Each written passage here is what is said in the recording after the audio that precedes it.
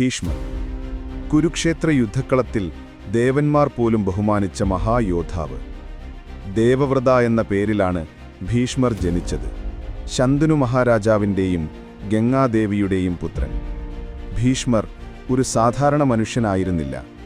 അദ്ദേഹം അഷ്ടവസുക്കളിൽ ഒരാളായിരുന്നു. മനുഷ്യജീവിതം നയിക്കാൻ ശപിക്കപ്പെട്ടവൻ. തൻ്റെ പിതാവിൻ്റെ ആഗ്രഹം സാധിക്കാനായി ദേവവ്രതൻ ഒരു കടുത്ത പ്രതിജ്ഞയെടുത്തു.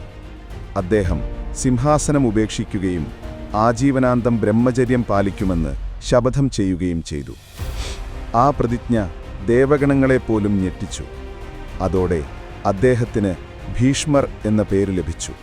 അതിനർത്ഥം ശ്രേഷ്ഠമായ പ്രതിജ്ഞയെടുത്തവൻ എന്നാണ്.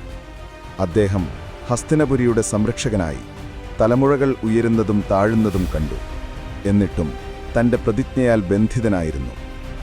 പാണ്ഡവരോടനുകമ്പയുണ്ടായിരുന്നെങ്കിലും മഹാഭാരത യുദ്ധത്തിൽ കൗരവപക്ഷത്തു നിന്നാണ് ഭീഷ്മർ പോരാടിയത്.